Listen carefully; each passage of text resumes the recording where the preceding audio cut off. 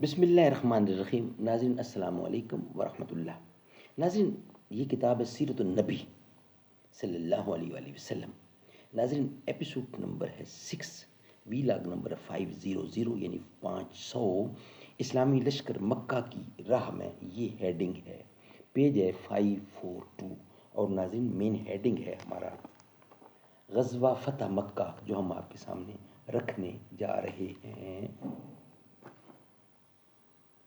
جنبش موج نسیم صبح گہوارہ بنی، جھومتی ہے نشا ہستی میں ہر گل کی کلی، یوں زبان برگ سے گویا ہے اس کی خاموشی، دست گلچی کی جھٹک میں نے نہیں دیکھی کبھی، کہہ رہی ہے میری خاموشی ہی افسانہ میرا، کنج خلوت خانہ قدرت ہے کاشانہ میرا، آتی ہے ندی فراز کوہ سے گاتی ہوئی، کوثر و تسنیم کی موجوں کو شرماتی ہوئی، آئینہ سا شاہد قدرت کو دکھلاتی ہوئی، سنگ راہ سے گاہ بجتی گاہ ٹکراتی ہوئی، چھیڑتی جا اس ارا کے دل نشیں کے ساز کو، اے مسافر دل سمجھتا ہے تیری آواز کو۔ ناظرین، یہ کتاب جس کا ٹائٹل ہے الرحیق المختوم، اور اس کتاب کے رائٹر ہیں مولانا صفی الرحمان مبارک پوری، سیرت نبوی صلی اللہ علیہ وسلم پر دنیا بھر میں اول انعام یافتہ یہ کتاب ہے۔ ناظرین، آج ایپیسوڈ نمبر 6، ویلاگ نمبر 500، اسلامی لشکر مکہ کی راہ میں، اور پیج ہے 542، اور ناظرین مین ہیڈنگ ہمارا چل رہا ہے غزوہ فتح مکہ۔ اس غزوے کا سبب نقشہ فتح مکہ، تجدید صلح کے لیے ابو سفیان مدینہ میں، غزوے کی تیاری اور اخفا کی کوشش، یہ ہم آپ کے سامنے رکھ چکے ہیں، اور آج کا ویلاگ نمبر 500، اسلامی لشکر مکہ کی راہ میں، ہم آپ کے سامنے پیش کرنے کی جسارت کرنے جا رہے ہیں۔ سنو اے لوگو تمہیں بتاؤں، سنو اے لوگو تمہیں بتاؤں، حسین سنیوں کی جان کیسا، کربلا کا حسین شہزادہ، حسین جنتی جوان کیسا، ذرا تصور میں لاؤ اپنے پدوش نبوی کا پیارا منظر،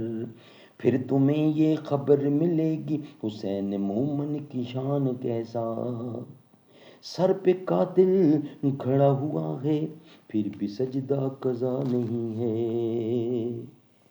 اسلامی لشکر مکہ کی راہ میں، یہ ہیڈنگ ہے۔ 10 مبارک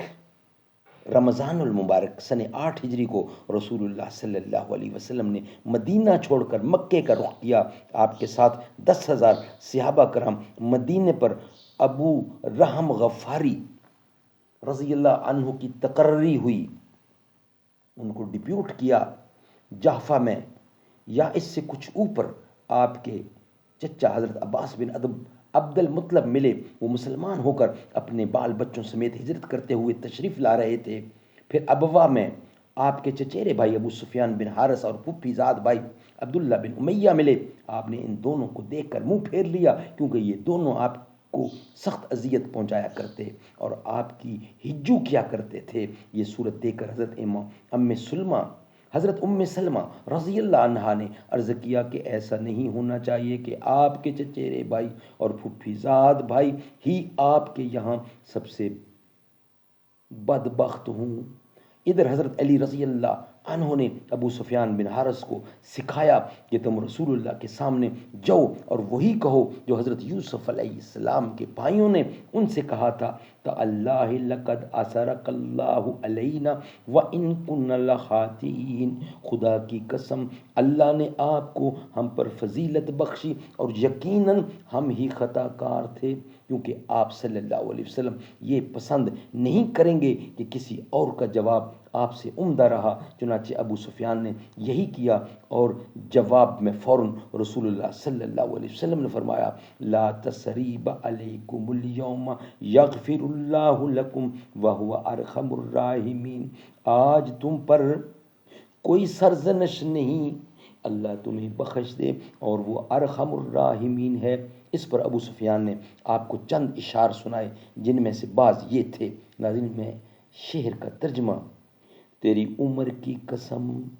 جس وقت میں نے اس لیے جھنڈا اٹھایا تھا کہ لات کے شاہ سوار محمد کے شاہ سوار پر غالب آ جائیں، تو میری کیفیت رات کے اس مسافر کی سی تھی جو تیرا و تار رات میں حیران و سرگرداں ہو، لیکن اب وقت آ گیا ہے کہ مجھے ہدایت دی جائے اور میں ہدایت پاؤں۔ مجھے میرے نفس کی بجائے ایک ہادی نے ہدایت دی، اور اللہ کا راستہ اسی شخص نے بتایا جسے میں نے ہر موقع پر دھتکارا تھا۔ یہ سن کر رسول اللہ صلی اللہ علیہ وسلم نے اس کے سینے پر ضرب لگائی اور فرمایا تم نے مجھے ہر موقع پر دھتکارا۔ ناظرین، یہ ولاگ ہمارا یہیں کمپلیٹ ہوا۔ نئے ولاگ کے ساتھ انشاءاللہ حاضر ہوں گے۔ مرہ، اس کا ہیڈنگ ہے مرہ زہران میں اسلامی لشکر کا پڑاؤ، یہ ہم آپ کے سامنے رکھیں گے انشاءاللہ نیکسٹ ولاگ کی صورت میں۔ یہ ولاگ ناظرین یہاں ہی مکمل ہوتا ہے۔ در نبی پر یہ عمر بیتے، وہ مجھ پہ لطف دمام ایسا،